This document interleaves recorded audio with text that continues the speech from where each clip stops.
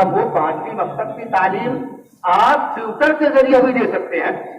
اچھا ٹیوٹر ہو, آپ جو ہے میتھ کا ٹیوٹر رکھتے ہیں تو اس کو 1200 روپے دیتے ہیں, اور قرآن کا ٹیوٹر رکھتے ہیں تو اس کو 200 روپے دیتے ہیں.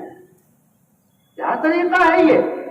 قرآن پڑھانے والا اگر واقعی بہترین پڑھانے والا ہے, ایسا پڑھانے والا نہ ڈھونڈیے گا جو زبان خراب کر دے, جو حروف ادا نہ کر سکے. ایسے حافظ تیار ہو رہے ہیں جو کہ رمضان میں قرآن سناتے ہیں تو واللہ ہماری سمجھ میں نہیں آتا کہ یہ کیا پڑھ رہے ہیں. تمام دینی مدارس کے حفظ خانوں کے اساتذہ اور ذمہ داروں کو توجہ دینے کی ضرورت ہے کہ وہ کیسے حافظ تیار کر رہے ہیں جو رمضانی حافظ کہلاتے ہیں, اور یعلمون تعلمون کے علاوہ کچھ سمجھ میں نہیں آتا.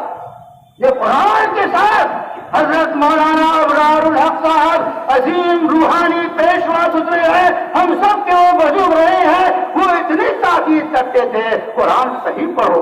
وہ کہتے تھے انگریزی میں اگر کوئی ٹو کو تو کہے تو لوگ پکڑ لیں گے کیا کہہ رہے ہو, برداشت نہیں کریں گے.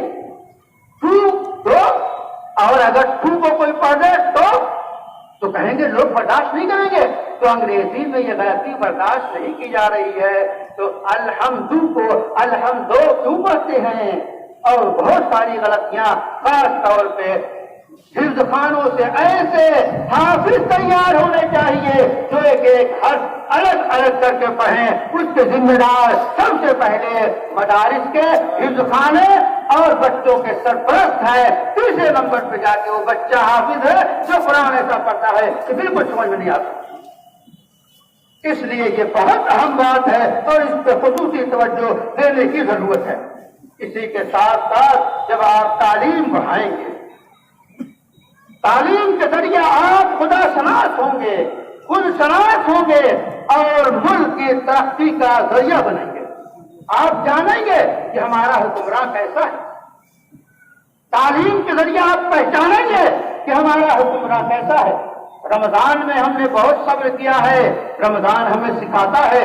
اس لیے ہم امید رکھتے ہیں کہ ملک میں جو سرکار نئی قائم ہوئی ہے وہ تمام اقوام کا پورا خیال رکھے گی اور کسی طبقے کو محرومی کا شکار ہونے کا احساس نہیں ہوگا اور نہ کسی طبقے پہ کوئی ظلم ہوگا.